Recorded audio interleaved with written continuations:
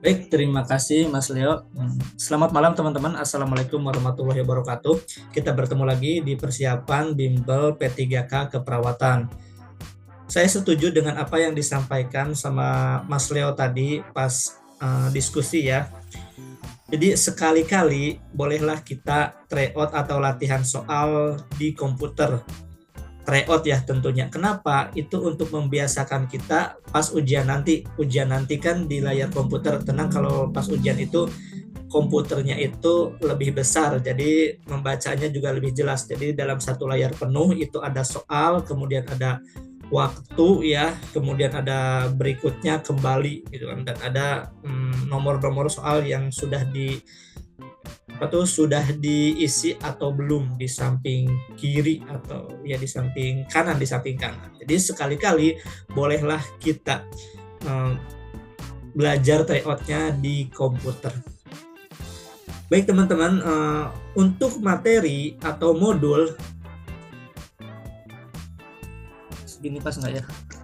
Untuk materi atau modul sudah ada ya, sudah barusan di-upload di modul, di menu modul ya.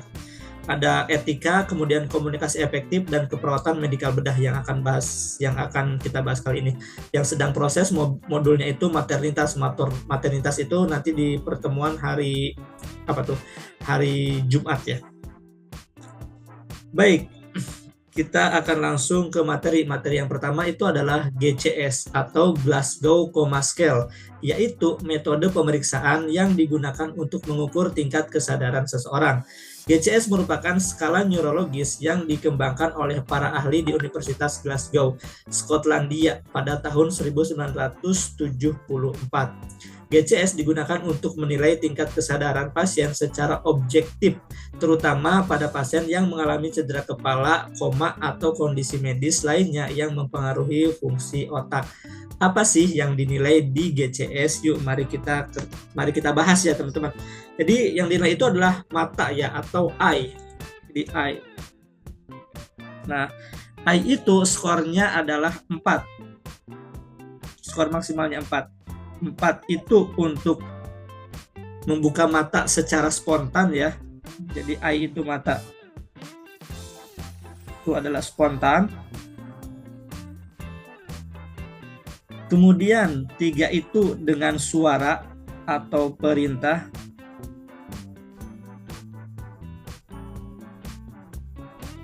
Kemudian 2 itu dengan rangsang nyeri.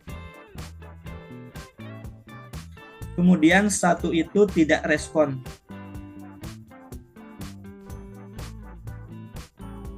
Kemudian apalagi yang diukur untuk GCS, yaitu motorik ya. M ya, M itu motorik. M nilainya 6. 6 itu mengikuti perintah. Bapak angkat tangannya, angkat. Mengikuti perintah.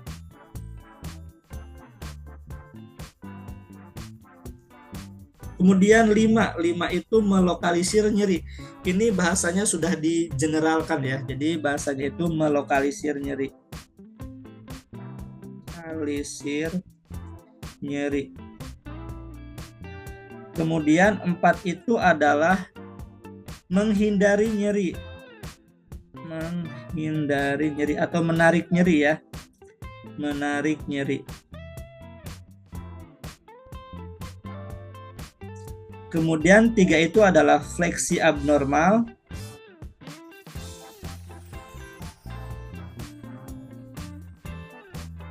Jadi fleksi abnormal itu kalau dirangsang nyeri di sternum itu akan begini nih, tangannya begini. Nah, itu fleksi abnormal. Kalau menarik nyeri itu juga istilah lainnya fleksi normal.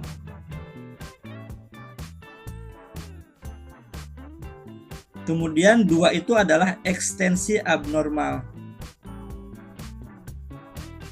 Abnormal.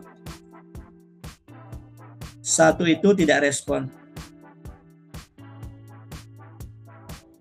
Ekstensi abnormal itu tangannya seperti ini teman-teman. Jadi ketika misalnya di samping ya, ketika dikasih rangsang nyeri tangannya seperti ini. Nah ekstensi ya, ini fleksi, ini ekstensi ya. Sedikit gambaran tentang fleksi dan ekstensi. Kemudian ada verbal.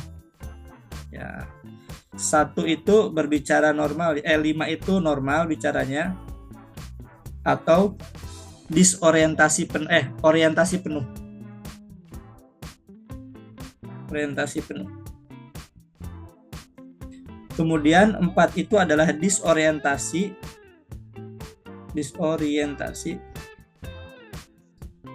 atau kebingungan.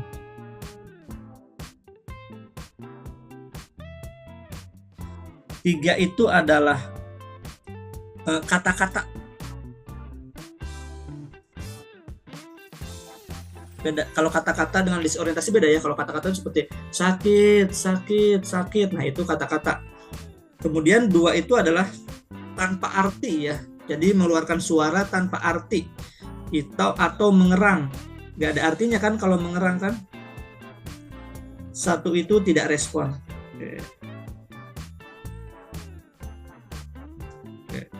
Nah, seperti ini teman-teman untuk penilaian GCS. Nah, kemarin kan yang diupload ke modul itu yang kosong ya. Sebenarnya kalau kita lihat videonya itu udah diisi coret-coret. Sengaja saya bikin coret-coret seperti ini biar kita sama-sama belajar. Saya menulis, bagusnya sih teman-teman juga nulis. Jadi teman-teman juga siapkan buku catatan khusus untuk ujian P3K. Jadi saya menulis, teman-teman menulis. Kenapa? Karena kalau misalnya saya hanya menjelaskan tuh takutnya serasa didongengin, nanti teman-teman malah tambah ngantuk. Jadi enaknya saya nulis, teman-teman juga nulis. Jadi kalau menuliskan ada 2 pembelajaran, ada ya pas ditulisnya juga ada lagi belajar, kemudian dihafal-hafalnya juga belajar. Baik, kita langsung ke latihan soal. Silakan teman-teman kerjakan dalam waktu kurang dari 1 menit. Silakan. Tulis di kolom komentar ya jawabannya. Ada ya.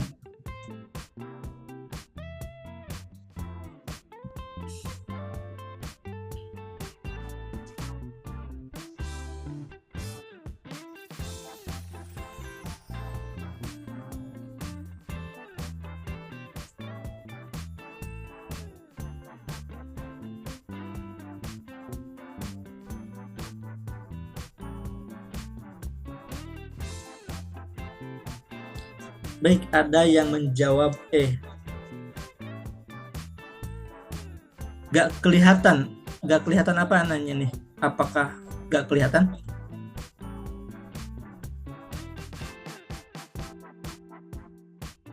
Teman-teman, adakah yang mengalami kendala? Ini Mas Hudin gak kelihatan.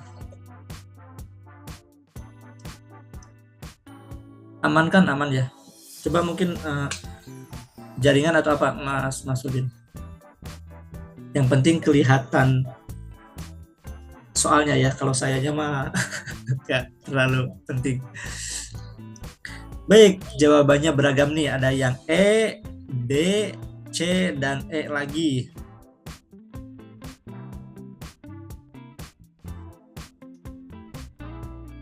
Oke, Kak Sri menjawab D, Kak Andi menjawab D.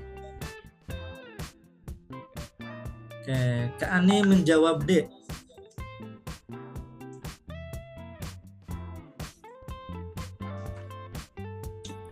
Yuk, mari kita kerjakan bersama-sama teman-teman. Seorang laki-laki berusia 65 tahun dirawat di ruang neurologi dengan keluhan penurunan kesadaran.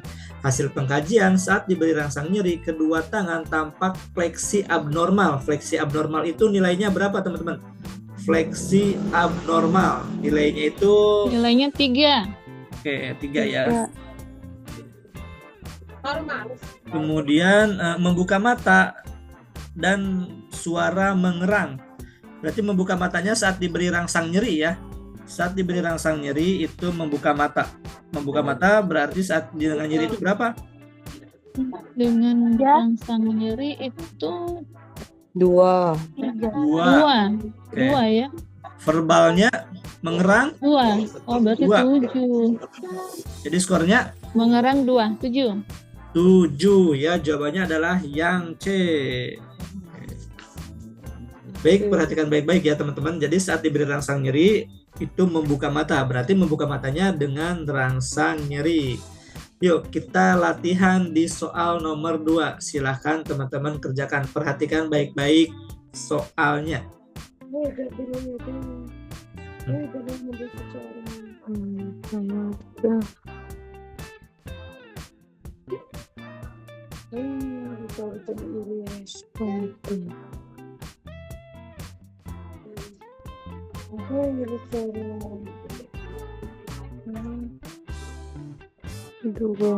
Dia lihat mana?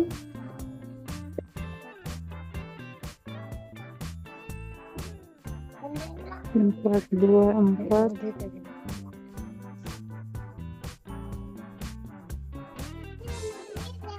Dua empat. Kok dua sih?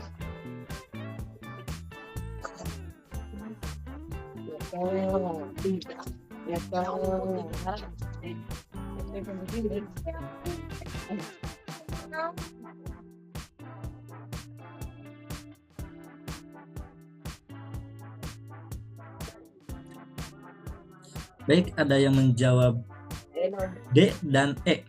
Coba cek lagi teman-teman. Kira-kira motoriknya berapa? Motoriknya itu 3, 4. menarik dari sumber rangsang nyeri. 4.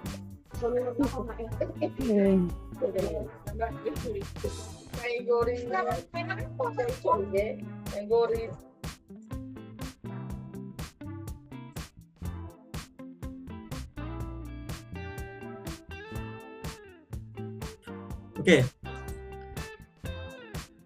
Seorang laki-laki berusia 35 tahun mengalami kecelakaan. Hasil pengkajian didapatkan bahwa pasien membuka mata dengan rangsang suara keras. Oke.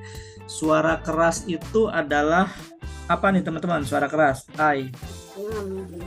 3. 3, benar ya. I-nya itu 3. Berarti kita eliminasi yang A, E, C. Kita eliminasi. Kemudian menarik dari sumber rangsang nyeri. 4 ya, M-nya 4. Sudah ketemu nggak jawabannya? Baru 2 ini. Ya, jawabannya adalah yang D. E3. M-nya 4 kan? Ya, ke 4, M1, M3. 4, E3, V-nya E3, V4, oh iya. Pak, V-nya 3 ada kata-kata ya. Di sini ada kata-kata. Ya, baik. Coba kita latihan lagi ya. Ada 3 lagi. Tenang teman-teman, tenang. Silakan teman-teman kerjakan. 1 menit dimulai dari sekarang. Menurun. 1, 2.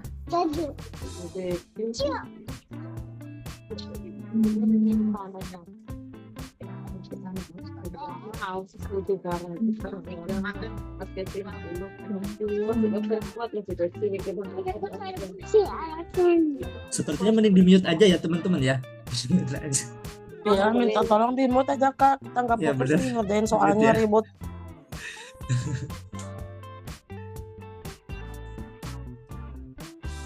Oke, silakan tulis di kolom komentar saja ininya jawabannya ya. Itu Kak Muhammad Syahid menjawab C, Asrama menjawab D. Oke, Kak Wahidah menjawab C, ada yang menjawab D. Ada yang menjawab A. Oke, nanti kita bahas ya.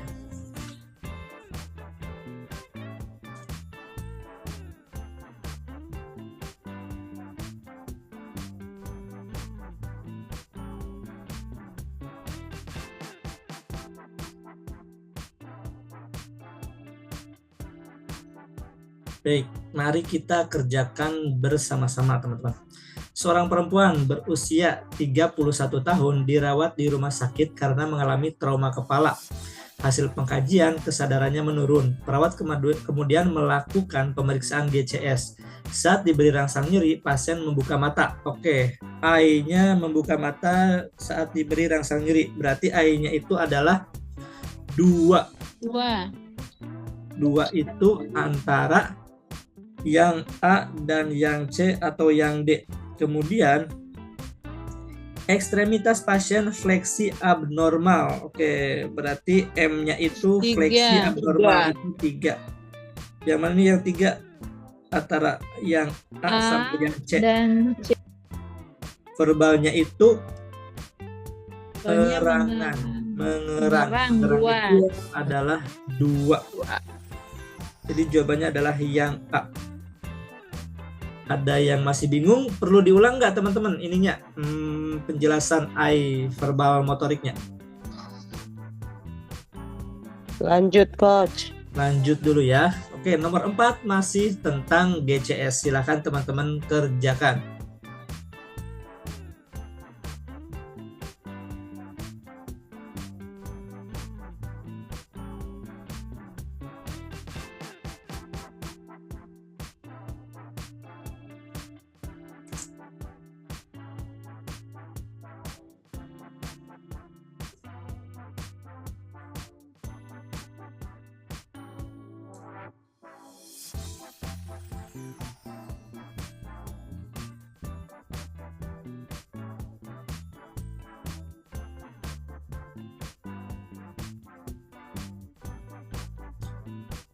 Oke, Kak Maria menjawab D, Kak Putri menjawab D, Kak Wahidah menjawab C, Mas Zulaki menjawab C, Kak Lilis menjawab C. Oke, Mas Syahid menjawab C, Kak Feli menjawab C. Boleh dicek lagi, boleh dirubah jawabannya ya teman-teman ya. Karena saat pas ujian juga nanti teman-teman boleh merubah jawabannya. Jadi tidak terpaku. Boleh dibuka lagi materinya, boleh. Namanya juga lagi belajar, sambil nyontek materi juga boleh. Yuk kita bahas bersama-sama. Seorang remaja dirawat di ruang ICU karena mengalami kecelakaan 2 hari yang lalu. Saat perawat melakukan operan dengan perawat berikutnya, tiba-tiba pasien mengalami penurunan kesadaran. Hasil pengkajian, pasien membuka mata dengan rangsang suara. Berarti I-nya itu adalah 3. I-nya 3. 3 ya, rangsang suara. Oke, kemudian motoriknya fleksi normal saat diberi rangsang nyeri. Fleksi normal itu sama dengan menarik nyeri ya. Ya, 4. Oke, kemudian verbalnya itu terdengar pasien berbicara kebingungan atau sama dengan disorientasi. 4. Ya. Maka jawabannya adalah yang C. Kalau yang 3 ini V-nya ini hanya kata-kata teman-teman. Kata-kata ya. Kalau ini I-nya 2 itu adalah dengan rangsang nyeri ya, rangsang nyeri. Sementara di sini dijelaskan dengan rangsang suara. Baik, kita lanjut ke soal berikutnya.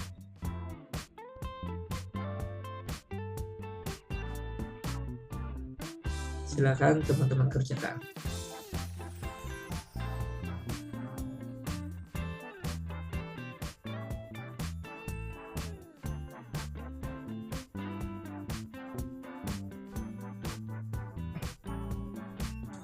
Oke, Mas Zulakli menjawab A, Kak Wahidah menjawab A. Yang lain tidak usah terburu-buru.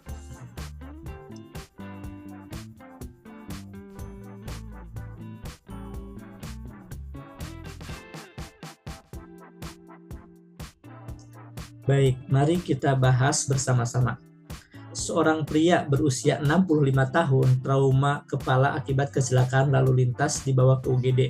Setelah dilakukan pemeriksaan tingkat kesadaran, pasien secara kuantitatif didapatkan pasien membuka mata dengan rangsang nyeri. Oke, membuka mata dengan rangsang nyeri itu adalah 2, semuanya 2. Oke, kemudian ekstensi abnormal. Ekstensi abnormal itu berarti 2 ya teman-teman. 2. Maka jawabannya sudah ketemu dari 2. Ini adalah yang A. Verbalnya mengerang. Mengerang itu 2 juga. Jadi jawabannya adalah yang A. Kalau yang B, motorik B itu adalah apa teman-teman? Fleksi abnormal ya. Abnormal. Leksi abnormal.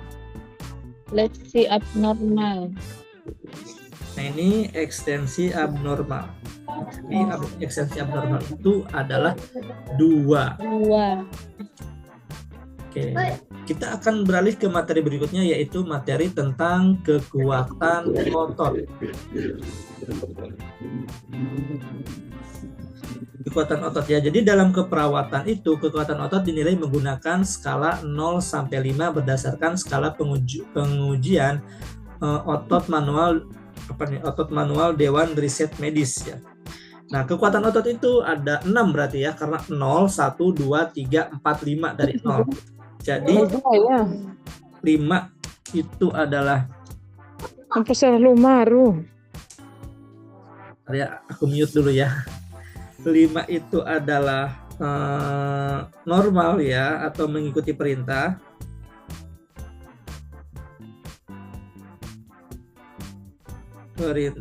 Kemudian kalau 4 itu adalah mampu melawan gravitasi ya, jadi mampu mengangkat ekstremitas ya, mampu melawan gravitasi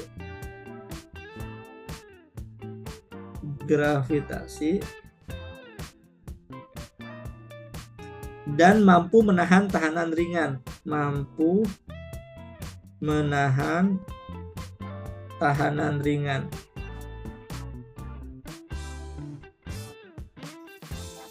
Kemudian 3 itu adalah, saya kasih tanda gini aja ya, mampu melawan gravitasi tapi tidak mampu menahan tahanan ringan.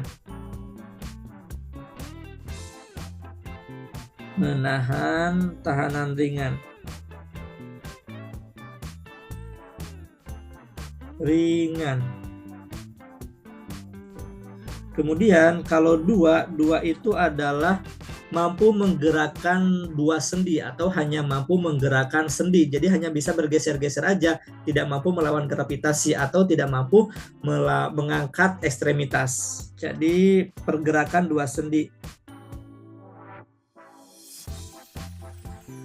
2 sendi atau istilah kitanya itu mampu bergeser-geser, biar mudah dipahami ya teman-teman ya. Jadi hanya bergeser-geser, geser. Kemudian kalau 1 itu tonus otot. Maksud dari tonus otot itu gimana? Tonus otot itu misalnya tadinya lembek, kemudian kita pegang itu ada sedikit keras gini kan. Nah, ginilah gitu. Jadi itu adalah yang dimaksud dengan tonus otot. Kalau 0 itu tidak ada tonus otot.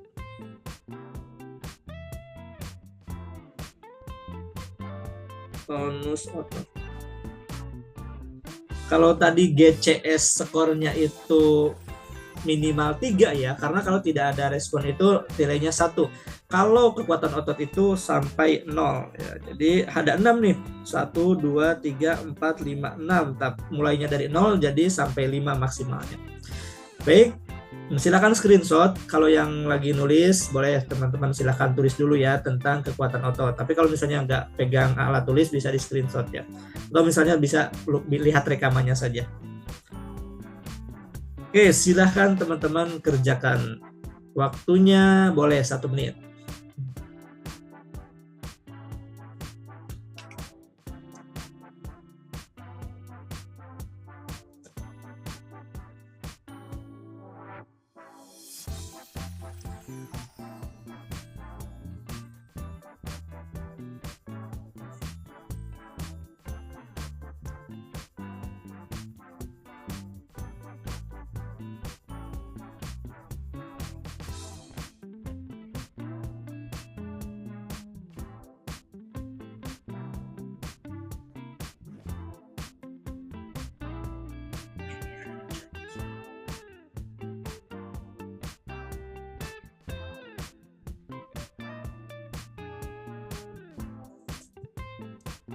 Baik, ada yang jawab B.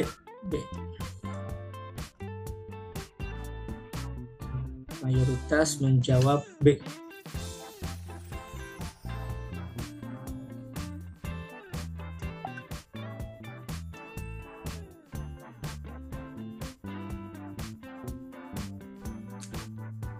Baru berapa orang yang menjawab? Oke, ada yang menjawab E.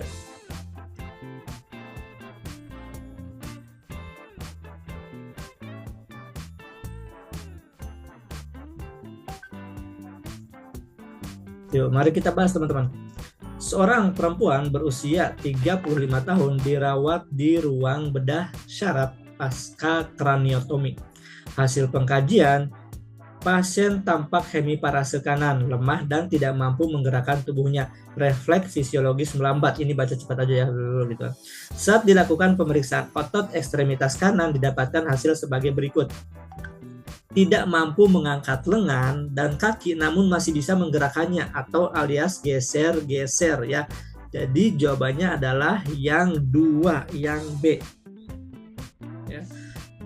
Ya, jadi karena hanya bisa menggerakkan 2 sendi kiri kanan gitu, geser-geser. Jadi jawabannya adalah 2. Kalau 3 itu mampu mengangkat tangan ya atau ekstremitas, mampu mengangkat ekstremitas. Mengangkat ekstremitas. Menahan tahanan dengan. Oke, jadi jawabannya adalah yang B. Kalau yang E itu mengikuti perintah ya teman-teman. Baik, silahkan teman-teman kerjakan. Ini pasti cepat lah teman-teman mengerjakannya. Oke, karena masih kekuatan otot.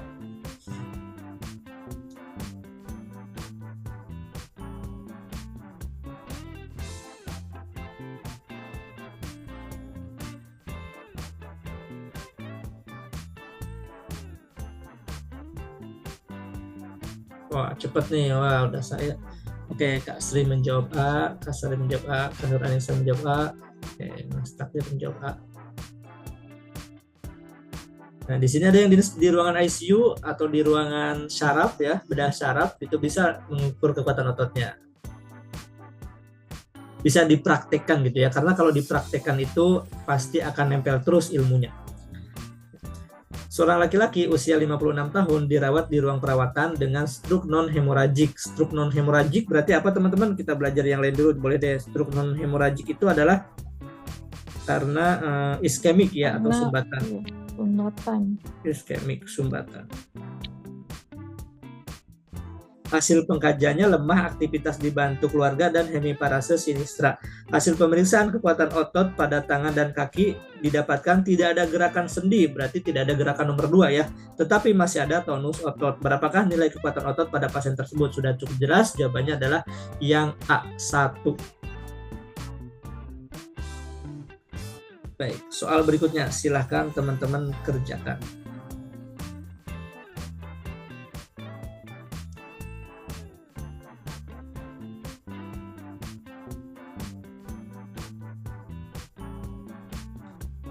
Ada yang sudah menjawab, yang belum menjawab jangan panik ya.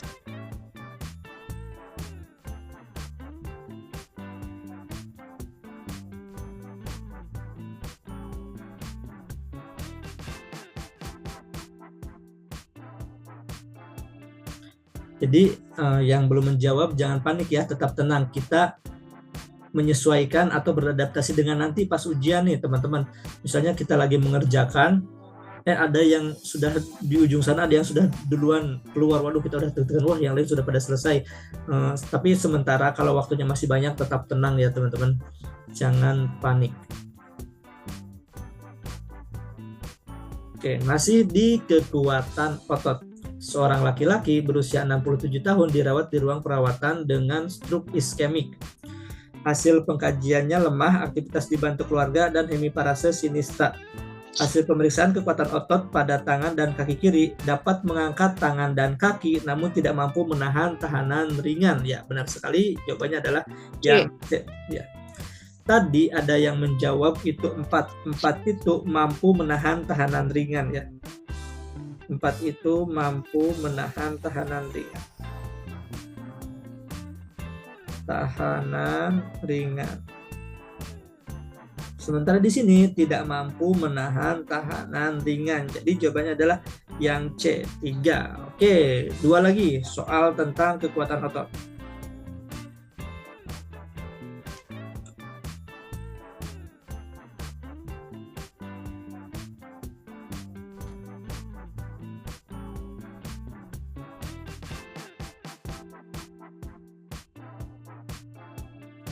sudah menjawab ya.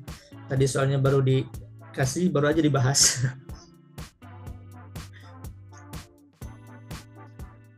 Berapa nilai kekuatan otot pada pasien tersebut?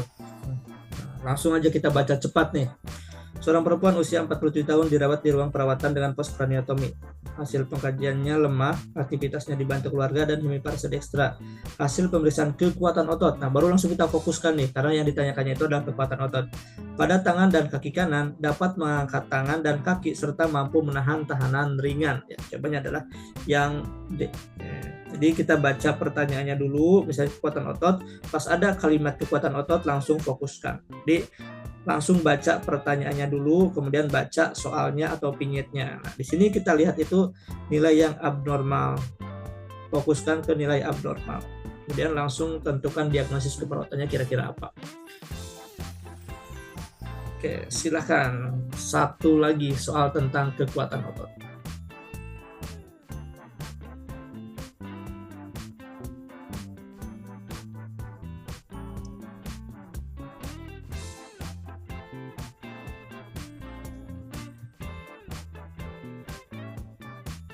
Ya, mayoritas menjawab E ya. Berapakah nilai kekuatan otot pada pasien tersebut? Jadi kita langsung saja nih di sini. Pasien tidak mampu menggerakkan seluruh tubuhnya dan tidak ada tonus otot yang ngaplek aja gitu kan, ngaplek lemas gitu kan. Maka jawabannya adalah yang E, 0. Baik, silakan teman-teman kerjakan soal nomor 11. Sepertinya ini sudah pernah dibahas ya.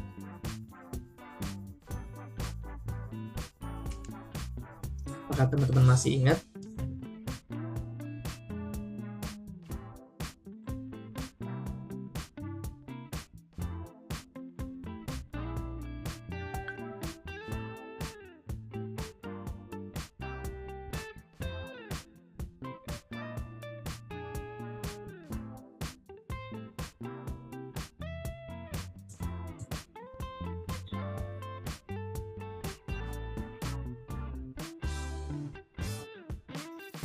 Oke, mari kita bahas bersama-sama. Seorang laki-laki berusia 48 tahun dirawat hari ketiga dengan diagnosis gagal jantung kongestif. Pasien mengeluh sesak bertambah saat berjalan ke kamar mandi. Hasil pemeriksaan fisik, frekuensi nadi 90 kali per menit, tekanan darah 150 per 90 mmHg, frekuensi napas 28 kali per menit, urinnya 40 cc per jam. Dan hasil EKG-nya sinus rhythm. Apakah masalah keperawatan utama pada pasien tersebut? Ini sudah dibahas ya pada kemarin materi pertama yang menentukan pengkajian ya, diagnosis, intervensi dan implementasi dan evaluasi, yaitu intoleransi aktivitas. Batasannya kenapa? Karena pasien mengeluh sesak bertambah saat berjalan ke kamar mandi. Nah, kemudian kalau di sini sih tidak rancu ya. Yang bikin rancu itu kalau ada ini ada ya gangguan cardiac output itu apa ya? Cardiac output atau gangguan perfusi jaringan sih enggak ya. Jadi apa ya? Penurunan curah jantung. Ya, misalnya di sini ada penurunan curah jantung. Penurunan curah jantung. Nah, ini tetap jawabannya adalah intoleransi aktivitas karena batasannya kalau penurunan curah jantung itu udim ya, edema di ekstremitas. Kenapa edema? Karena jantungnya memompanya itu kurang, jadi tertahan di ekstremitas dan peningkatan vena jugularis atau distensi vena jugularis.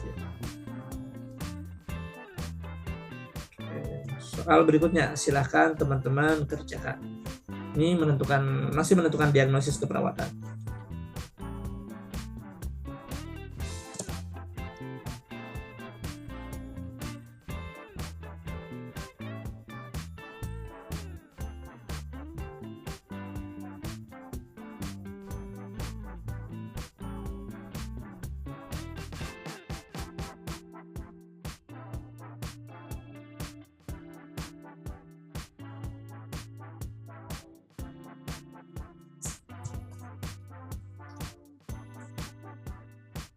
Apa masalah keperawatan pada kasus tersebut? Oke. Seorang perempuan berusia 22 tahun dirawat di ruang bedah dengan pasca operasi appendektomi hari kedua. Pasien mengeluh nyeri, oke kita sudah tahu nih abnormalnya mengeluh nyeri pada luka bekas operasi, skala nyerinya 6, wajah menyeringai, pasien susah tidur dan mengeluh mual serta nafsu makan berkurang. Oke, sudah cukup jelas ini. Jawabannya adalah yang A, nyeri akut. Sebenarnya kalau risiko infeksi juga ada ya, tapi bukan prioritas ya. Datanya hanya ditemukan kalau dia pasca operasi appendektomi hari kedua. Berarti bisa diangkat diagnosa tapi bukan diagnosa utama. Oke, soal berikutnya silakan teman-teman kerjakan.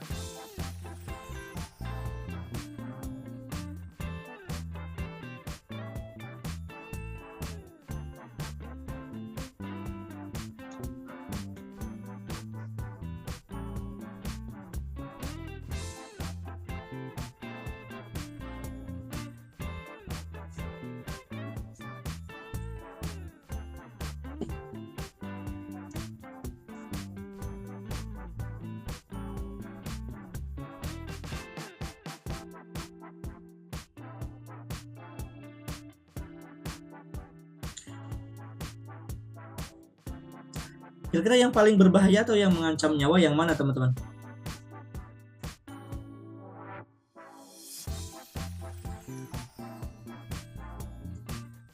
Seorang laki-laki berusia 65 tahun dirawat di ruang neurologi dengan keluhan mengalami kelemahan pada sisi kiri tubuh sejak semalam. Hasil pengkajian didapatkan wajah asimetris, bicara pelok, diberi minum tersedak. Lidah terlihat mencong ke kanan. CT scan menunjukkan infak lobus parietal dextra. Apakah masalah keperawatan yang tepat pada kasus tersebut? A. Ketidakseimbangan nutrisi kurang dari kebutuhan tubuh. B. Risiko ketidakefektifan perfusi jaringan serebral. C. Hambatan komunikasi verbal. D. Hambatan mobilisasi fisik. Atau E. Risiko aspirasi. Ya, jawabannya adalah yang E, karena di sini ada data diberi minum itu tersedak. Jadi jawabannya adalah risiko E, aspirasi. Ya, karena sangat mengancam nyawa ya, karena bisa menghambat saluran pernapasan, atau kalau misalnya masuk ke paru-paru bisa menyebabkan pneumonia. Apa tuh namanya itu? Maaf Kak, mau izin bertanya. Ya. Kalau yang resiko ketidakefektifan perfusi jaringan serebral itu ditandai dengan apa ya biasanya? Biar nanti kita bisa bedakan, siapa tahu keluar soal seperti ini. Ya, baik, terima kasih. Bagus sekali pertanyaannya ya. Kalau kan bingung ya, kalau ketidakseimbangan perfusi jaringan serebral juga gimana? Nah, sebenarnya di sini juga kalau kita dalam menentukan diagnosa, ini juga termasuk diagnosis, tapi tidak termasuk ke diagnosis utama. Kenapa? Karena di sini ada diberi minum tersedak ya. Kalau misalnya datanya tidak ada diberi minum tersedak, misalnya ya kita mengangkatnya adalah risiko ketidakefektifan perfusi jaringan serebral. Misalnya pasiennya itu sudah dipasang NGT untuk pemenuhan nutrisinya. Nah, itu tidak perlu risiko aspirasi karena minumnya sudah melalui NGT langsung ke lambung. Itu kita angkat risiko ketidakefektifan perfusi jaringan serebral. Ya, kalau di ASCAP ini juga diangkat, tapi diagnosa utamanya adalah risiko aspirasi. Tindakannya apa? Tindakannya itu adalah ya kita harus pasang NGT ya, nasogastric tube, agar tidak aspirasi. Sama ya teman-teman. Baik, kita ke soal berikutnya. Silahkan teman-teman kerjakan.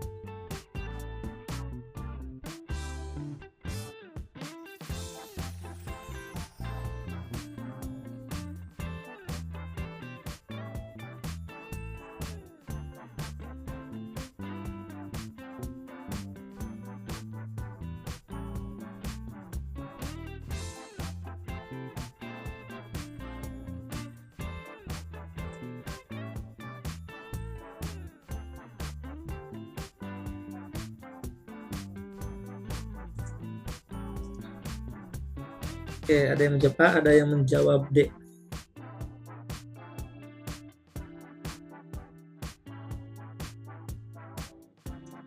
Seorang perempuan berusia 74 tahun masuk dengan keluhan sesak. Saat ini perawatan hari ketiga.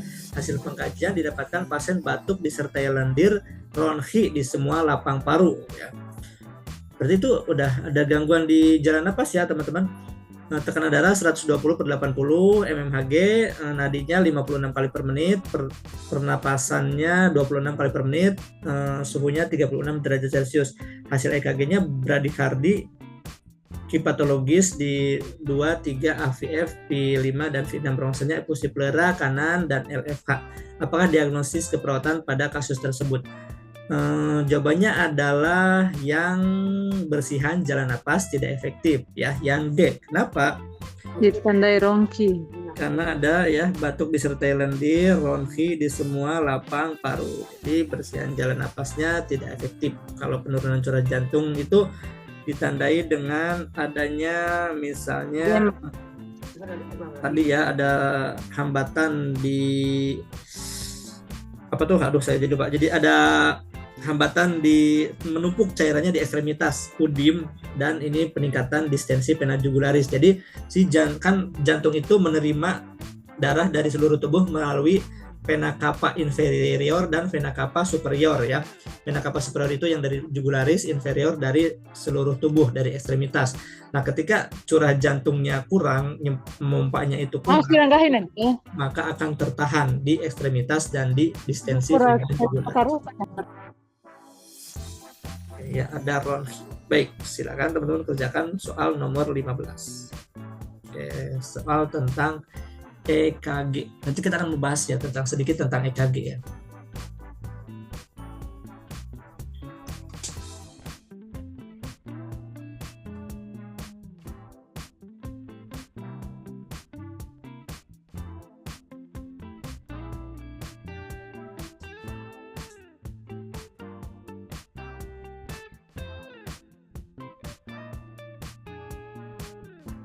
Teman-teman sudah sering nih memasang EKG ini.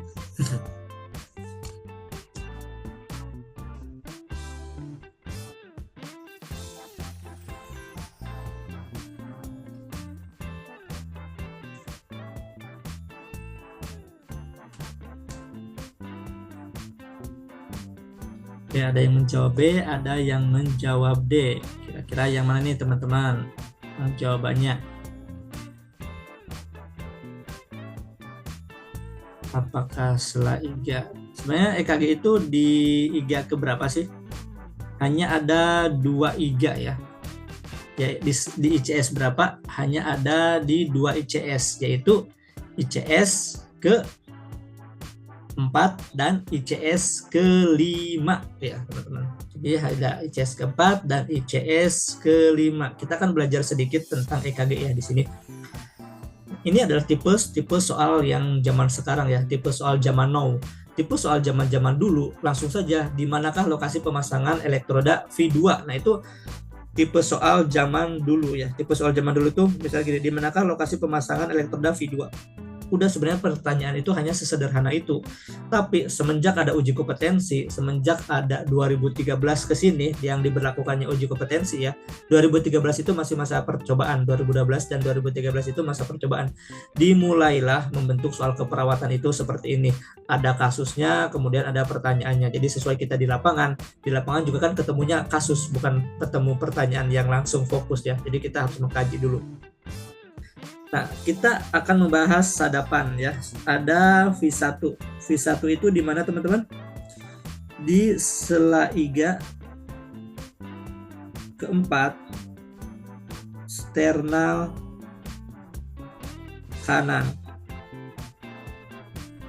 Kemudian ada V2. V2 itu adalah sela iga masih keempat sternal kiri.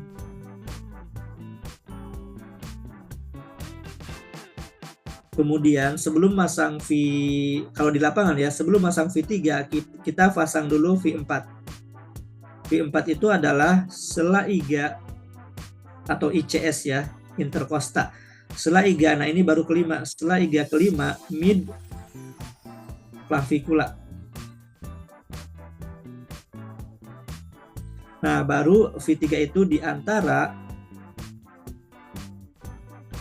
V2 dan V4. Kemudian V5 itu masih di sela iga kelima karena hanya kelima dan keempat. Maaf. Sela iga kelima itu aksila anterior, jadi di depan ketiak gitu ya, aksila anterior. Aksila anterior. Kemudian kalau V6 itu masih di sela iga kelima, tapi di mid aksila.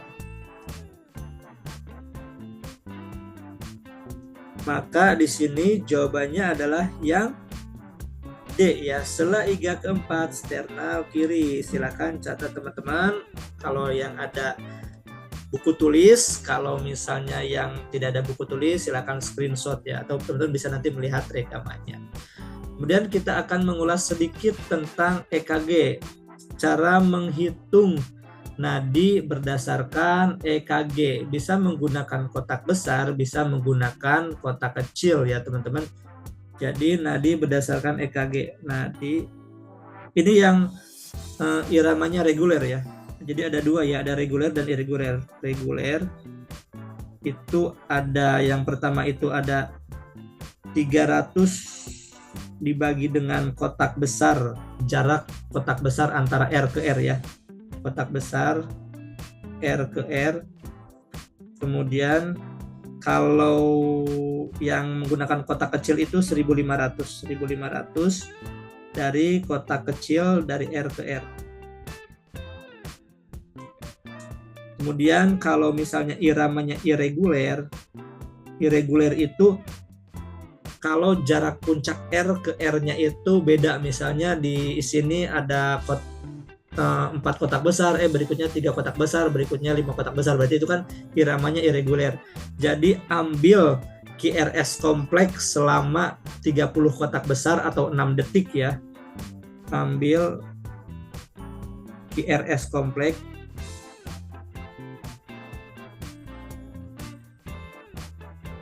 selama 6 detik atau 30 kotak besar, selama 6 detik atau 30 kotak besar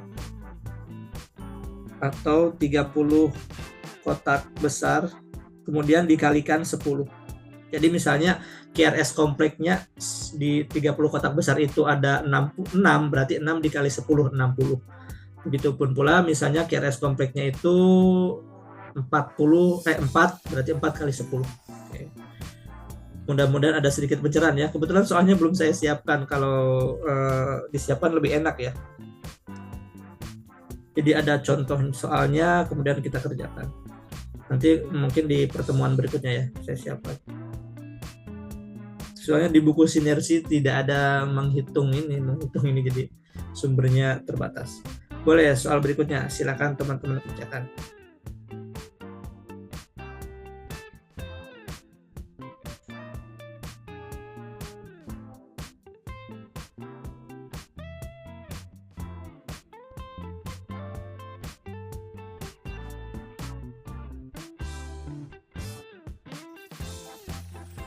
Sudah cukup jelas ya pertanyaannya ya.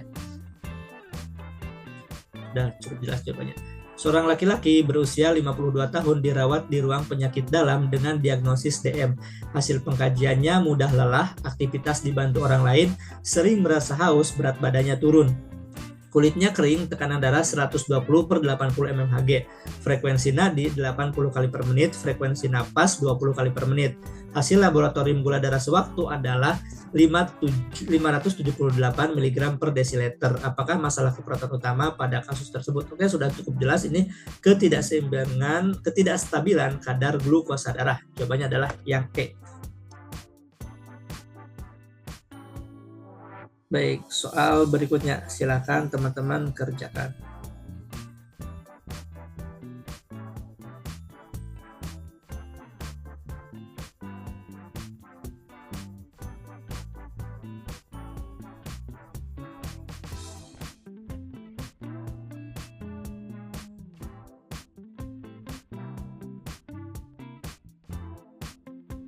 Ada yang menjawab C, ada yang menjawab A. Kira-kira yang mana? Menjawab.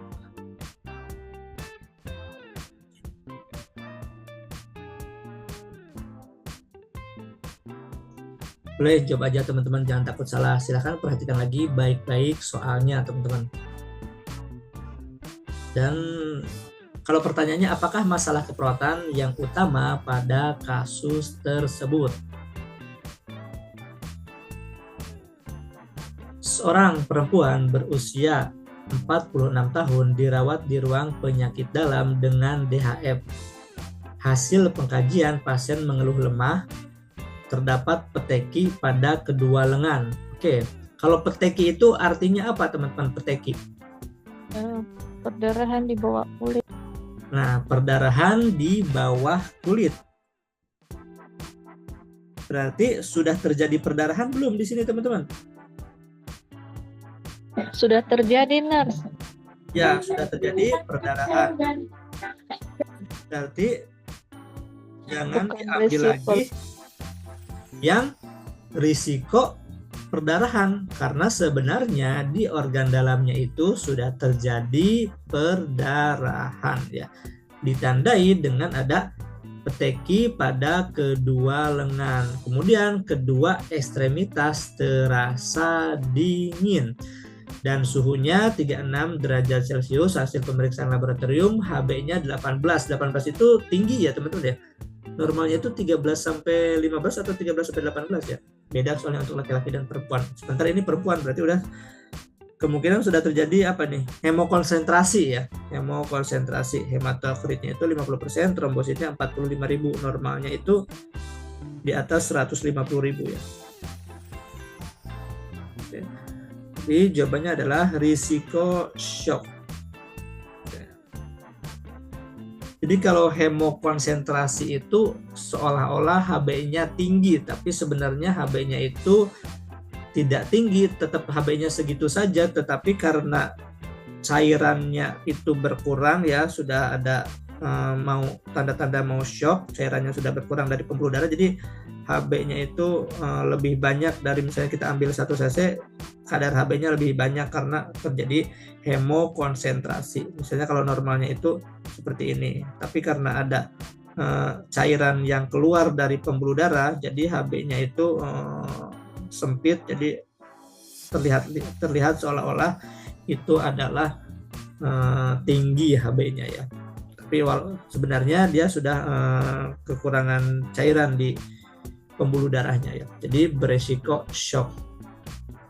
Shock itu ada berapa teman-teman? Kita bahas sedikit ya tentang shock ya, mumpung ada shock. Ada shock hipovolemik ya. Ini shock hipovolemik. Shock hipovolemik. Shock hipovolemik, kemudian Shock anafilaktik. ya anafilaktif karena Alergi. ya, alergi. Shock kardiogenik. Ya, shock kardiogenik ya. Karena jantung, berhubungan dengan jantung. Terus apa lagi? Shock Sepsis ya. Ya, shock septik ya, shock sepsis juga bisa ya, karena infeksi. Satu lagi, kalau karena akibat nyeri yang berlebihan. Ada yang tahu? Shock depannya N. Berhubungan dengan saraf ya, neurogenik ya, shock neurogenik. Ya, shock Neurogenik. Nah, ini tipe-tipe shock ya. Jadi teman-teman kalau belajar itu enaknya seperti ini ya. Kalau nanti misalnya dari pilihan jawaban itu bisa dijabarkan sambil kita mengingat-ingat, mereview kembali apa yang sudah kita pelajari di perkuliahan dulu. Oke, kita ke prinsip etik lagi teman-teman. Jadi nanti pas ujian itu ada di prinsip etik itu ada di KMP, ada di maternitas, ada di komunitas dan lain-lain. Kira-kira yang mana nih? Silakan.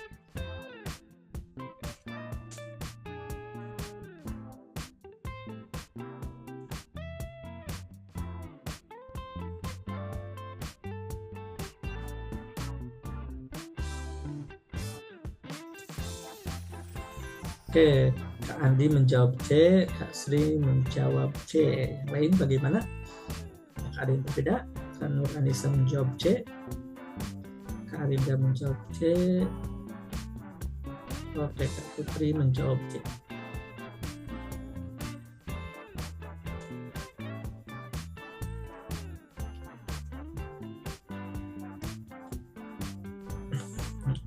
Seorang laki-laki berusia 45 tahun datang ke Poliklinik Paru. Saat ini sedang menjalani program pengobatan TB atau tuberkulosis. Pasien memiliki riwayat buruk perokok aktif dan suka meludah sembarangan. Sebagai upaya preventif, perawat memotivasi pasien untuk berhenti merokok dan membuang ludah pada tempat yang sudah disediakan di rumah, mengingat pasien saat ini tinggal bersama anak perempuannya yang sedang hamil dan memiliki balita. Apa prinsip etik yang diterapkan oleh perawat tersebut? A. Non-maleficent. Non-maleficent itu tidak merugikan, tidak ada ya. Confidentiality, kerahasiaan juga tidak. Beneficent, berbuat baik ya. Kita berbuat baik dengan menjelaskan ya, mengingatkan pasien yang saat ini tinggal bersama keluarganya yang lain. Otonomi, menghargai hak pasien, tidak ada. Fidelity, menepati janji, juga tidak ada. Jawabannya adalah benar, jawabannya adalah yang C. Soal berikutnya, silakan teman-teman kerjakan.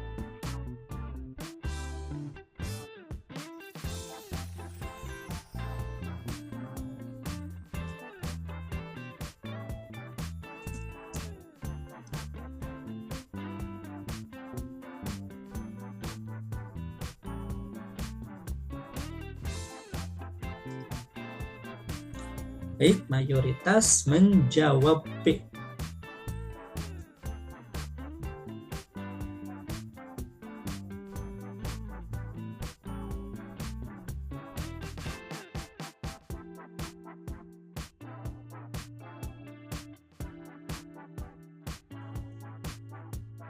Soal nomor 19.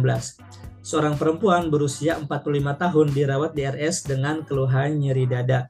Hasil pengkajian ditemukan nyeri seperti diremas dengan skala 7, tekanan darah 140/90, frekuensi nadi 94 kali per menit, frekuensi napas 24 kali per menit, suhunya 36, derajat Celcius. Pasien direncanakan diberi obat isosorbit dinitrat. Bagaimana cara pemberian obat yang tepat pada kasus tersebut? A. Minum obat sebelum makan. B. Letakkan obat di bawah lidah. Ya, jawabannya adalah letakkan obat di bawah lidah yang B. Jika tidak ada pilihan letakkan obat di bawah lidah, kemudian ada pilihan berikan secara sublingual. Nah, itu jawabannya ya. Pasti teman-teman sudah tahu ya. Nah, itu juga dijelaskan dengan itu siapa namanya? Mas iPhone ya. Ke iPhone ya. Oh, masih takutnya perempuan.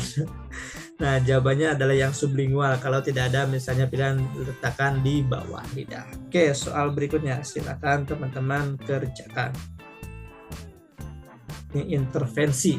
Tadi kita sudah belajar diagnosis, sekarang kita belajar di intervensi. Belajar intervensi.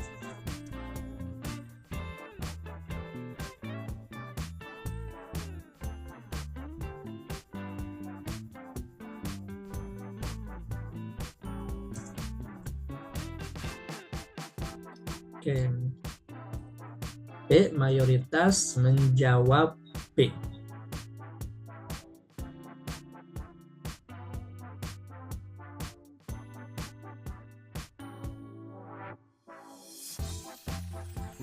Apakah intervensi prioritas pada kasus tersebut?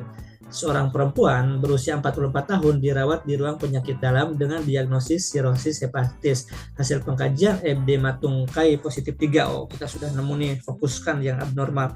Dan shifting dullness, mual, tekanan darah 100/60, frekuensi nadi 110 kali per menit, suhunya 37 derajat Celcius. Frekuensi nafasnya itu adalah 24 kali per menit. Kaliumnya 7,3 mg per desiliter, albuminnya 1,5 mg per desiliter. Apakah intervensi prioritas pada kasus tersebut? A. Memberikan posisi nyaman pada pasien. B. Monitoring intake dan output cairan. C. Monitor tanda-tanda vital, sudah diperiksa ya tanda-tanda vital. Memberikan terapi diet. Atau E. Manajemen aktivitas. Ya, jawabannya adalah memonitor intake output ya. Jadi jawabannya adalah yang yang B, teman-teman. Kalau shifting dullness itu Kenapa bukan D ya, Nars? Itu ada albumin dan kaliumnya yang rendah. sebelum melakukan terapi diet itu kan kita bisa berkolaborasi ya. Kita harus mengetahui dulu, memonitor dulu intake dan output. Kenapa? Karena diagnosis keperawatannya kira-kira apa di sini, teman-teman? Kita tentukan dulu Itu diagnosisnya. hipervolemia. Nah, hipervolemia ya, hipervolemia. Karena di sini ada edema, tungkai, dan shifting dullness. Shifting dullness itu seperti asites ya, asites. Ya, jadi tindakan untuk hipervolemia yaitu memonitoring intake output. Kalau memberikan terapi diet itu lebih ke ini ya, ke kalau ada nutrisi ya. Di sini berat badannya tidak diketahui, jadi data di berat badannya kurang, lebih condong jawabannya adalah ke monitoring intake output cairan. Ini intervensi prioritasnya ya. Memang memberikan terapi diet juga termasuk intervensi, tapi yang prioritasnya itu adalah memonitoring intake output. Kenapa? Karena diagnosis keperawatannya itu adalah hipervolemia ya. Seperti itu ya cara menentukan diagnosisnya. Jadi ketika kita membaca soal ya, apapun itu soalnya, langsung kita simpan di kepala kita itu adalah diagnosis keperawatannya itu apa. Nanti baru kita setelah menentukan diagnosis, kita bisa menentukan intervensi dan evaluasinya. Oke, kita lanjut ke soal berikutnya ya. Mudah-mudahan jelas teman-teman. Cukup jelas ya? Maaf Kak, tadi shifting dullness itu apa tadi ya bahasa lainnya? Asites ya, karena Oh, asites. Oke. asites.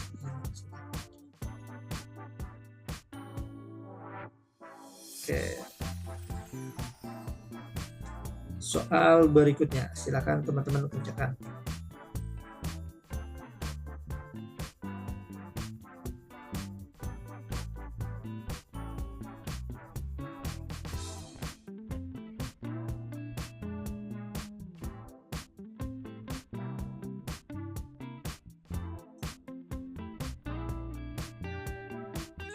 Oke, ada yang menjawab C.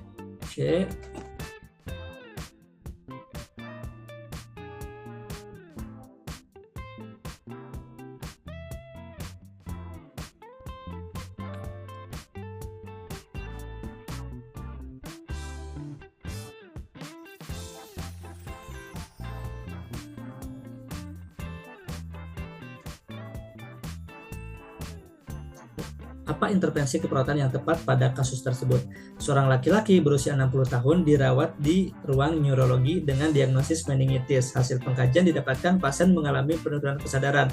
Kulit di sekitar area penonjolan tulang tampak kemerahan dan ada bulae. Pasien tampak lemas, tekanan darah 150 per 90 mmHg. Frekuensi nadi 88 kali per menit, frekuensi napas 20 kali per menit, suhunya 36,7 derajat Celcius. Oke. Nah, ini diagnosis keperawatannya kira-kira apa?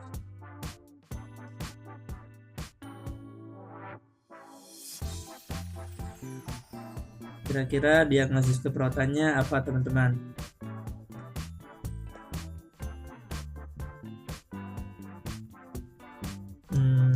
Itu sudah ada luka kayaknya. Resiko kerusakan integumen kulit. Ya, Iya. misalnya gangguan integritas kulit juga bisa ya, gangguan integritas kulit karena sudah ada kemerahan dan bulae di area sekitar penonjolan tulang. Maka jawabannya adalah yang mobilisasi setiap 2 jam. Istilahnya apa, teman-teman? Miki ya, miring kanan, miring kiri. Miki. Ya. Baik, soal berikutnya silakan teman-teman kerjakan.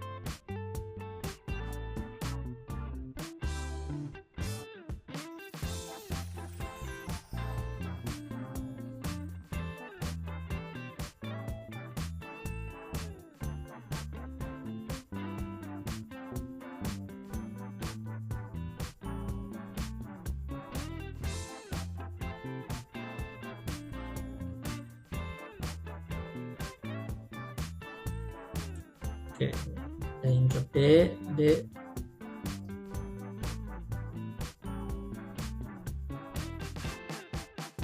Ya, Mari kita bahas bersama-sama. Seorang perempuan berusia 35 tahun dirawat di ruang neurologi dengan pasca stroke hari kedua. Saat dilakukan pengkajian, tiba-tiba pasien mengalami kejang. Pasien terlihat kaku seluruh tubuh selama 1 menit. Wajah menoleh ke kiri, mencong, mata mendelik. Oke, kejang. Apa tindakan perawatan yang tepat dilakukan pada kasus tersebut? Ya. Berikan posisi power, observasi tanda-tanda vital, jauhkan benda tajam, miringkan pasien, pasang spatel. Ya, jawabannya adalah miringkan pasien. Jauhkan benda tajam ya, ini mah nanti ya, maksudnya kalau resiko berapa kekerasan baru jauhkan benda tajam. Ini kalau masang spatel jangan ya, takutnya kegigit, giginya rusak. Terus kemudian giginya patah masuk ke saluran pernapasan, bisa menyebabkan aspirasi. Oke, soal berikutnya teman-teman silahkan kerjakan.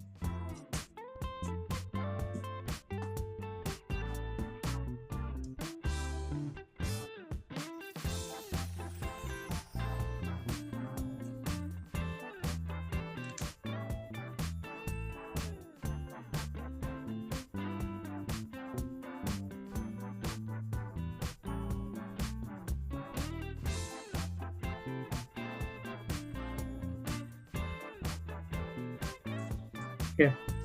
Seorang laki-laki berusia 60 tahun dirawat di ruang penyakit dalam dengan diagnosis DM. Hasil pengajian, pasien mengeluh lemas, berkeringat dingin, pucat, dan gelisah. GDS-nya 58 gram per desiliter. Pasien mendapatkan terapi insulin 10 unit namun tidak menghabiskan makanannya. Apakah intervensi yang tepat dilakukan pada kasus tersebut? A. Memberikan dextrose.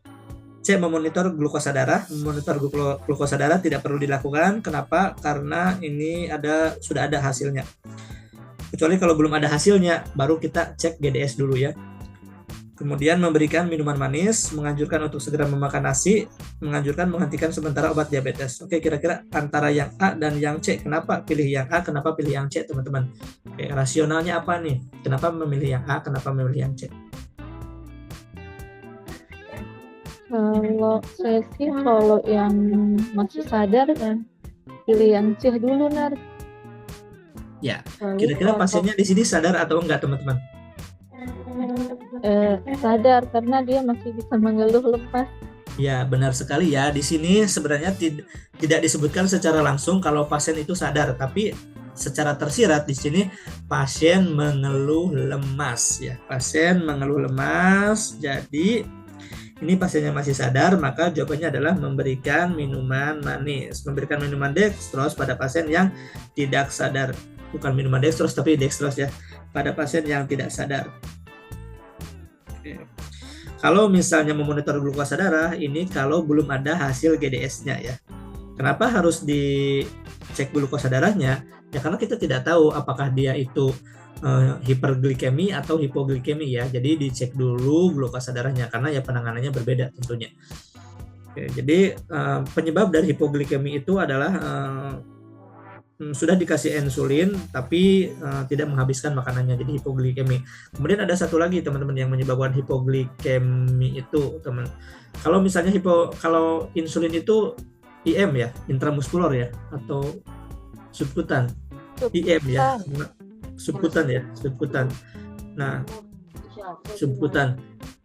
Kalau kena vena, nah salah satu yang menyebabkan hipoglikemi itu kalau kena vena ya, kena vena. Jadi kena pembuluh darah. Ya kan kalau subkutan itu diserapnya itu tidak secepat IV ya, intravena ya. Jadi kalau kena vena itu bisa menyebabkan hipoglikemi juga. Yang A juga bisa kalau misalnya pasiennya itu tidak sadar ya.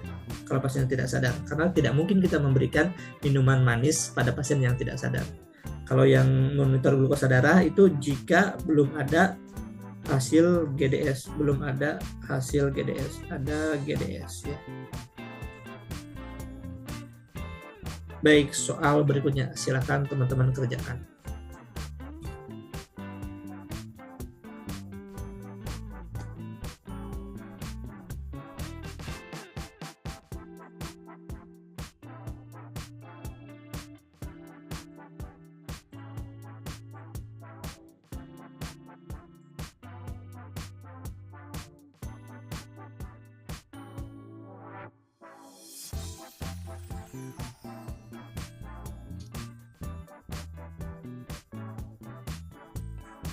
Nah, ada Mas Budi menjawab. Ya, detail sekali ya, ada 0,5 sampai 1.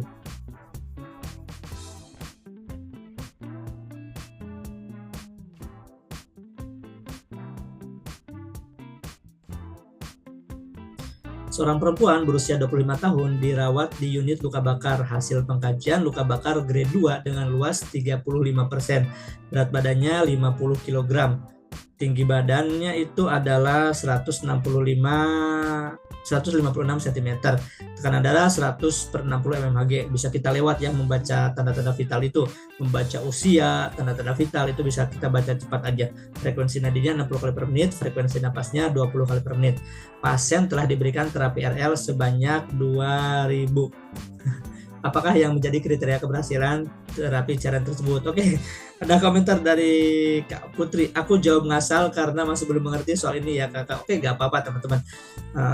Kita belajar bersama. Kebutuhan cairan itu ya kriteria hasil dari urin output ya. Normalnya itu adalah urin output normal ya. Urin output normal itu adalah 0,5 sampai 1 mili per kgbb per jam. Maksudnya bagaimana? Nah, ini kan berat badannya 50 kg ya.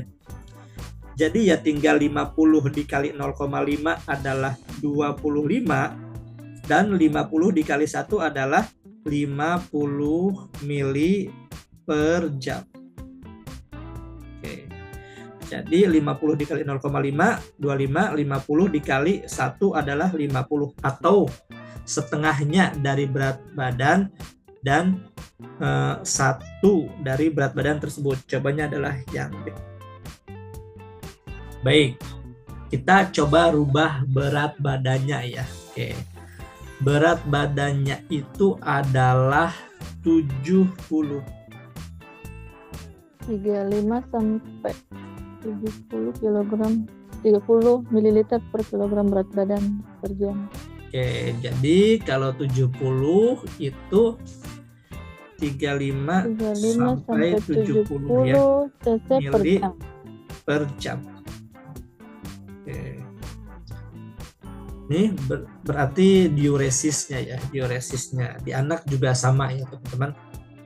Anak juga sama, tapi kalau di balita itu bagusnya itu lebih dari 1 ya diuresisnya ya, lebih dari 1 karena volume cairan anak itu dibandingkan dengan organ-organ yang lainnya yaitu lebih banyak cairannya itu, presentasi cairan di anak itu lebih banyak.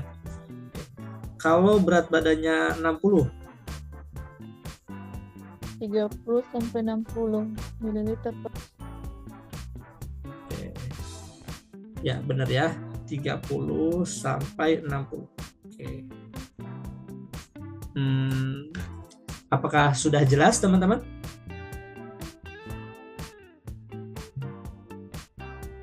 Jika bertemu soal seperti ini. Dan di sini data yang dibutuhkan itu sebenarnya hanya berat badan saja ya teman-teman, hanya berat badannya 50 ya. Data seperti tanda-tanda vital, kemudian luas luka bakar, derajat luka bakar grade 2 itu sebenarnya tidak diperlukan ya. Jadi sebenarnya intinya dari soalnya itu gini. Urin normal pada pasien yang berat badannya 50 kg adalah gitu deh. Pokoknya urin output normal pada pasien yang berat badannya 60 kg adalah, nah seperti itu sebenarnya inti dari pertanyaan di sini ya. Tapi karena kita dituntut untuk berpikir kritis saat di lapangan nanti gitu kan. Jadi dibuatlah soalnya seperti ini, panjang ya, menghabiskan waktu untuk membacanya. Oke, baik, soal berikutnya silakan teman-teman kerjakan.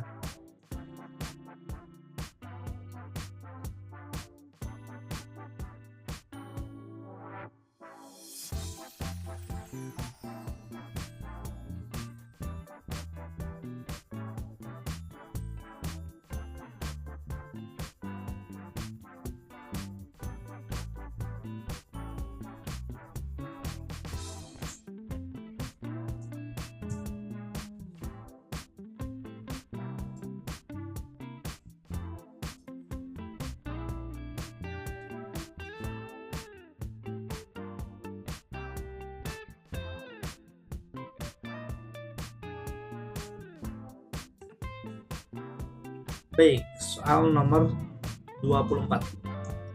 Seorang perempuan berusia 30 tahun dirawat di ruang penyakit dalam dengan diagnosis suspek appendicitis. Hasil pengkajian, pasien mengeluh nyeri perut kanan bawah, nyeri skala 7, mual, muntah, serta tidak nafsu makan. Tekanan darah 130 per 80 mmHg, frekuensi napas 26 kali per menit, dan frekuensi nadi 8 sih? Mungkin 80 ini ya. 89 kali per menit. Apakah pengkajian lanjut pada kasus tersebut? Ini karena appendicitis itu di kuadran kanan bawah ya, di misalnya ini perut, ya dibagi di kuadran kanan bawah di sini. Nah ini namanya itu titik McBurney ya. Jawabannya adalah yang ini ada sih di berbagai macam buku, kisi-kisi ini selalu ada ya, palpasi pada titik McBurney. Ya curiga ada APP ya. Baik, soal berikutnya. Silakan teman-teman kerjakan. Kita review lagi yang tadi GCS.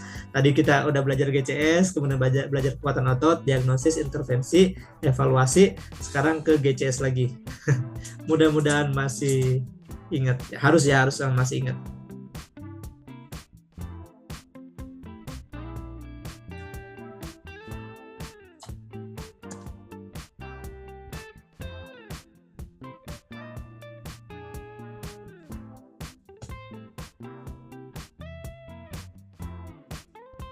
Oke, ada yang menjawab C.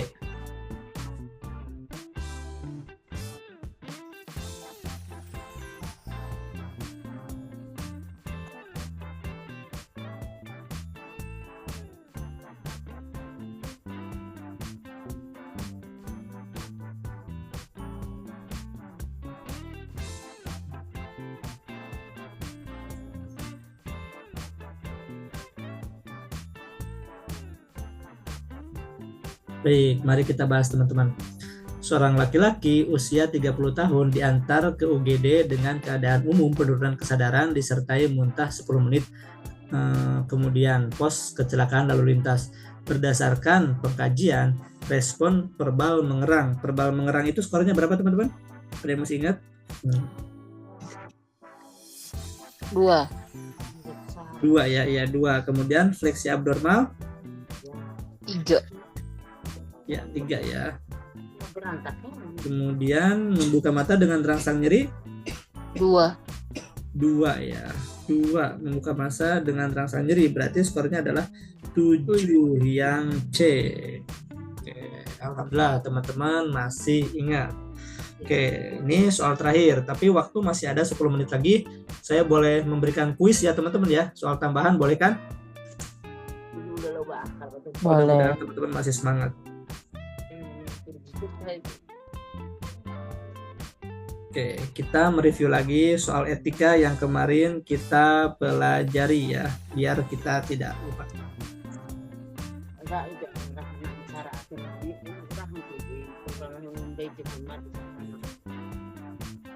Oke, silakan teman-teman kerjakan.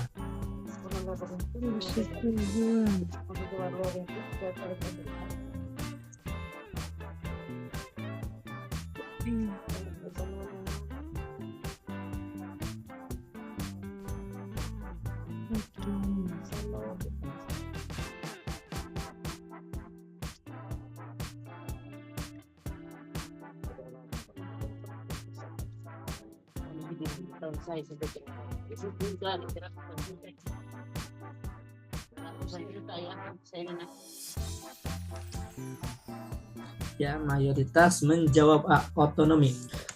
Seorang perempuan 52 tahun dirawat di rumah sakit dengan CHF, congestive heart failure ya. Kalau zaman dulu itu kita belajarnya itu adalah dekompensasi ya, dekom cordis kanan, dekom cordis kiri ya. Kalau dua-duanya yang terkena itu adalah CHF, congestive heart failure ya. Hasil pengkajian, pasien mengeluh sesak, edema pada tungkai bawah, dan nyeri. Pasien akan dilakukan pemasangan kateter. Saat ini perawat menjelaskan tujuan, alat, prosedur, dan menanyakan persetujuan pasien sebelum dilakukan tindakan. Apakah prinsip etik yang diterapkan oleh perawat? Nah, di sini yang perlu kita garis bawahi adalah menanyakan persetujuan kepada pasien ya. Berarti hak pasien untuk setuju atau menolak. Berarti kita Jawabannya adalah yang otonomi, menghargai hak pasien.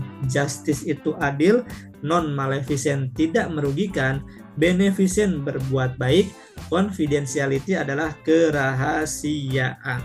Jawabannya adalah yang A. Baik, soal berikutnya. Sepertinya ini juga dibahas kemarin ya. Ada yang lain nggak? Di next aja deh. Nah, ini yang baru nih, soal baru.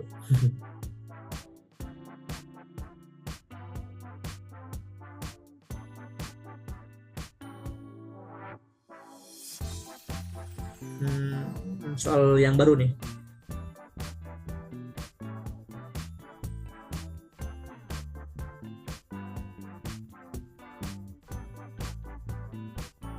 Oh, berarti saya kasih waktu dulu ya. Boleh. Saya kasih waktu. Ya, kadang teman-teman cepat ya. Ya, oke, siap. Silakan teman-teman kerjakan dulu.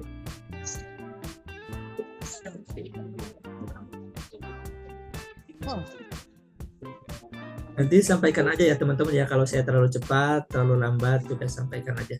Saya takutnya kalau kelambatan tuh teman-teman ngantuk.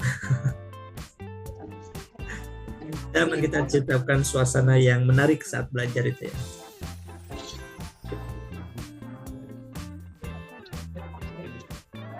Oke. Yuk kita bahas teman-teman. Apakah prinsip etik yang dilanggar oleh perawat tersebut? Seorang perawat pelaksana di ruang rawat inap sedang melakukan tindakan keperawatan ulcus diabeticum pada seorang pasien perempuan 40 tahun. Hasil pengkajian, luka pasien tampak bernanah dan berbau menyengat. Perawat sedang bertugas tampak membersihkan luka seadanya saja dan tidak sesuai dengan SOP perawatan luka diabeticum di rumah sakit tersebut. Jadi prinsip etik yang dilanggar itu adalah yang A, akuntabilitas atau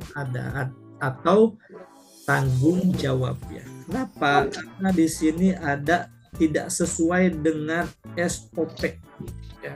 Jadi tidak bertanggung jawab ya. Kalau ada istilahnya dengan SOP itu langsung ke akuntabilitas. Walaupun di sini ada yang non maleficent juga merugikan pasien, tapi karena ada tidak sesuai dengan SOP perawatan luka diabeticum di rumah sakit, berarti itu adalah akuntabilitas ya.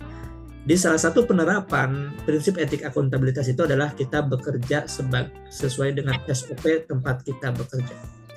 Non-maleficent itu adalah tidak merugikan, fidelity menepati janji, confidentiality kerahasiaan, veracity berbuat baik. Oke, silakan teman-teman kerjakan soal berikutnya. Oke, pelan-pelan saja.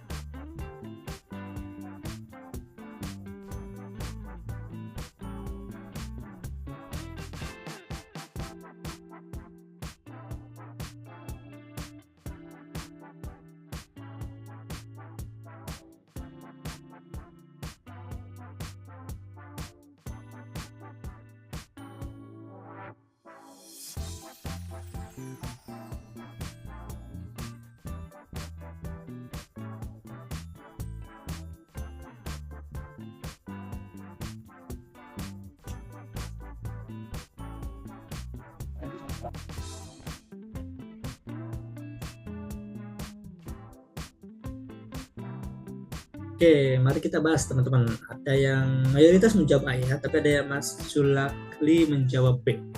Yuk, mari kita bahas. Seorang lansia 70 tahun dirawat di sebuah panti dengan Parkinson. Perawat membuat rencana harian untuk klien berupa latihan berjalan, membantu makan dan mandi. Sebelum memulai tindakan, perawat menanyakan kepada klien tindakan apa yang ingin klien lakukan terlebih dahulu. Apakah prinsip etik yang diterapkan oleh perawat? Nah, di sini perawat itu menanyakan kepada klien tindakan apa yang ingin dilakukan terlebih dahulu. Berarti ini Perawat tersebut menanyakan hak pasien ya, hak pasien. Jadi menghargai hak pasien. Pasien berhak memilih tindakan apa yang ingin dilakukan terlebih dahulu. Maka jawabannya adalah yang A, otonomi.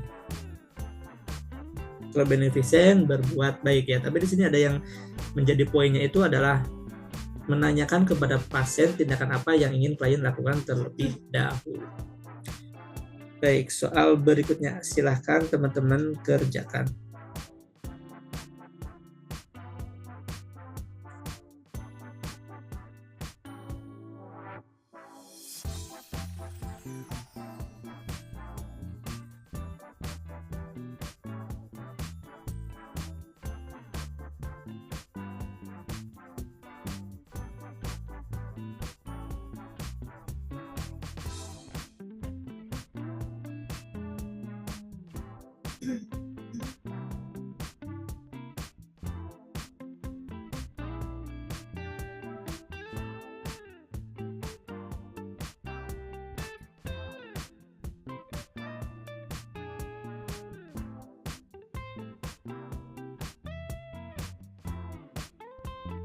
Oke, mayoritas menjawab A, Kak Wahidah menjawab C, veracity. Veracity itu jujur ya. Apakah ada ini kejujuran di sini?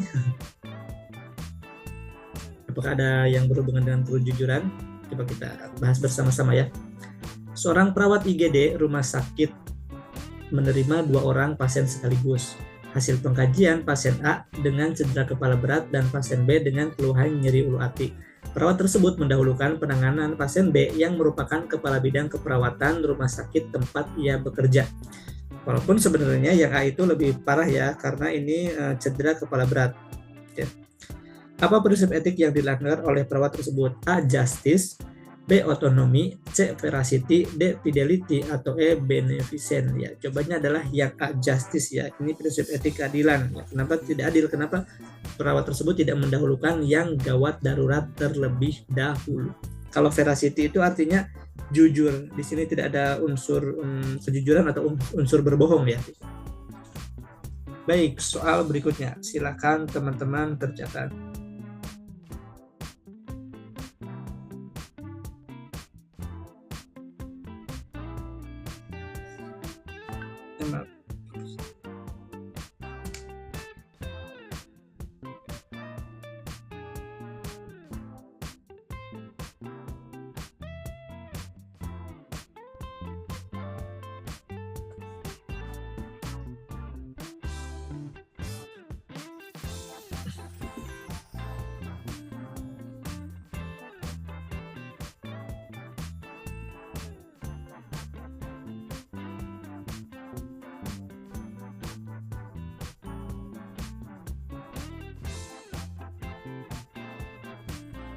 Baik, mari kita kerjakan bersama-sama.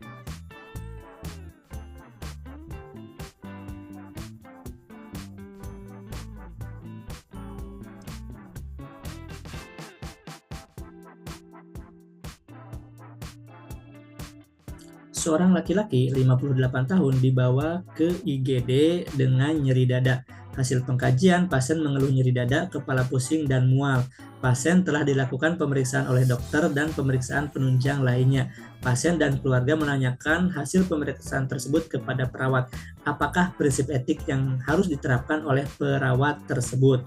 A. Otonomi, B. Veracity, C. Accountability, D. Justice, atau E. Beneficent. Di sini pasien menanyakan hasil laboratorium, hasil pemeriksaan ya. Apa yang harus kita lakukan? Kita harus menjawab dengan jujur, yaitu veracity. Kalau misalnya kita tidak mau menjelaskan, ya kita bilang saja gitu. Mohon maaf Ibu Bapak, saya tidak bisa menjelaskan hasil laboratorium tersebut karena hasil laboratorium tersebut wewenang dokter yang menjelaskan. Ya, jawabannya adalah yang B. Baik teman-teman, waktu sudah menunjukkan jam 9 malam. Besok kita ketemu lagi, kita akan tetap membahas KMB ya. Besok kita akan belajar KMB itu luas banget ya. Kalau kita lagi kuliah kan berapa SKS tuh? 6 SKS atau 4 SKS hanya untuk belajar KMB saja. Besok kita akan menghitung derajat luka bakar, kemudian akan menghitung kebutuhan cairan pada pasien luka bakar, dan kita akan menghitung cara cepat, menghitung tetesan infus. Jadi saya harapkan teman-teman siapkan alat tulisnya karena kita akan mencoret-coret soalnya. Baik teman-teman, modul sudah diupdate ya. Modul coba saya lihat ya, modul sepertinya sih sudah diupdate sama Mas Leo. Nah ini dia modulnya di